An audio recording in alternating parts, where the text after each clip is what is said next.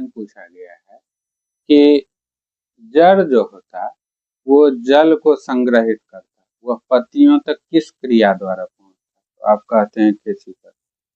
दैनिक जीवन के उदाहरण की बात करें तो आप जो तौलिया होता है उसके एक सिरे को आप पानी में डाल दीजिए तो कुछ समय के बाद देखिएगा कि उसका दूसरा सिरा भी भीग जाता है। ऐसा क्यों होता है? तो इसके पीछे की जो क्रिया बताई जाती है वो कहा जाता है केशिका।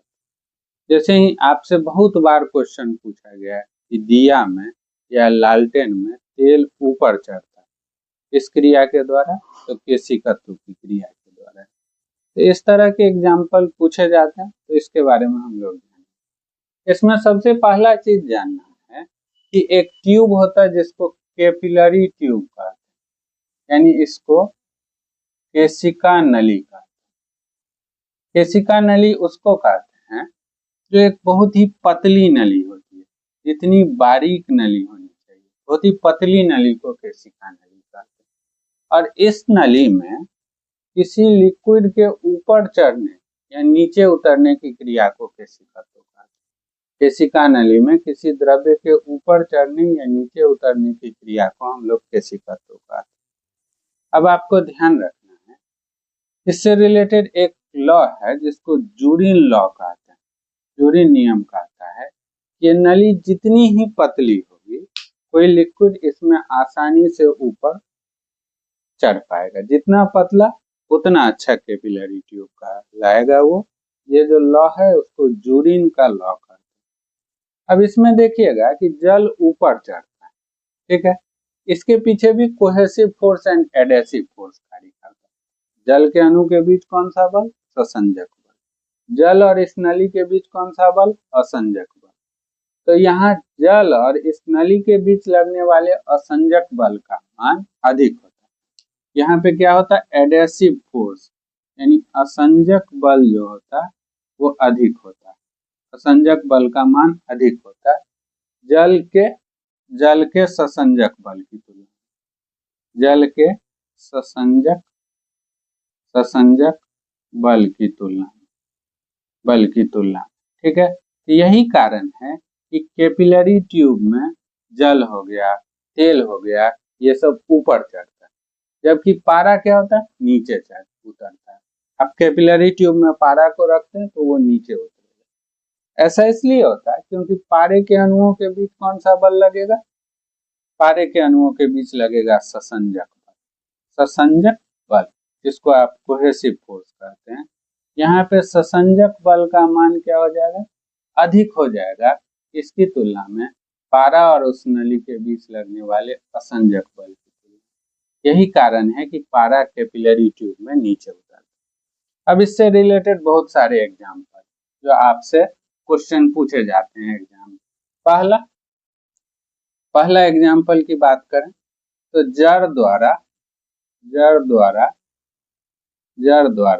एकत्रित जल ऊपर चढ़ता है, किस क्रिया द्वारा? केशिकत्व की क्रिया के द्वारा।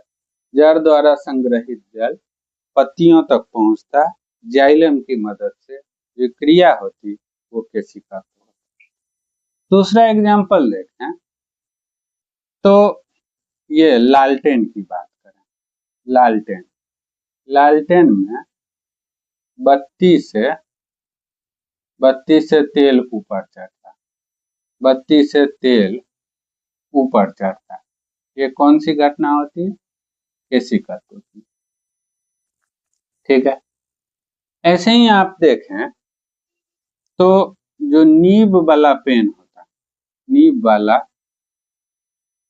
वाला पेन, इसमें देखिएगा कि उसके नीब के ऊपर पतला सा छिद्र होता है। पतला छिद्र जो होता है, ऐसे करके जो छिद्र होता है वो कैपिलरी ट्यूब बनाने के लिए ही होता है नीब वाले पेन में। यही है जो मार्कर है, इसमें देखते इधर इंक होता ऊपर चढ़ता है, या इसमें आप मार्कर की बात कर दो, मार्कर में भी केशिकत्व की क्रिया होती है। इसमें भी आप केशिकत्व की क्रिया को अनुभव कर सकते हैं, ठीक है। इसके बाद और एग्जाम्पल में देखते हैं तो जैसे बारिश का टाइम आया तो वर्षा के बाद किसान खेत की जुताई करते हैं। वर्षा के बाद किसान खेत की जुताई करते हैं, क्योंकि आप वर्षा के बाद देखिएगा तो खेत में पतली पतली नली हो जाती है, ठीक है। और आप तो जानते ही हैं कि जो जल होता है वो कैपिलरी ट्यूब में ऊपर चढ़ता है। अगर किसान उस केशिका नली को तोड़ ना दें, जुताई करते हैं तो वो नली टूट जाती है। और अगर ऐसा न करें तो जमीन के नीचे का जो जल होगा वो सतह पर आ जाएगा, सतह पर सूर्य की किरणें पड़ेगी तो खेत से नमी खत्म हो जाएगा, नमी समाप्त हो जाएगा। ऐसा होने पर उसमें बीज का अंकुरण आसानी से नहीं हो सकता। इसलिए वर्षा ऋतु के बाद किसान खेत की जुताई कर देते ताकि खेत में उपस्थित केशिका नली टूट जाए, ठीक है। ये ध्यान रखिएगा। और अगर हम उदाहरण की बात करें तो मान लीजिए तौलिया ले लीजिए।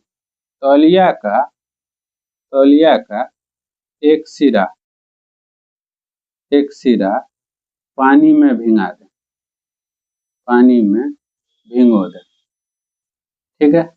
भिगो दें तो आप देखिएगा कि कुछ समय के बाद उसका दूसरा सिरा भी भींगा प्रतीत होता है। ऐसा इसलिए होता है क्योंकि उसमें केशिका नली यानी कैपिलरी ट्यूब बन जाता और उस कैपिलरी ट्यूब के माध्यम से जल जो होता है वो ऊपर चलता। ये एग्जाम्पल है कैपिलरी से संबंधित, कई बार एग्जाम में पूछे गए, तो इनको आपको ध्यान रखना।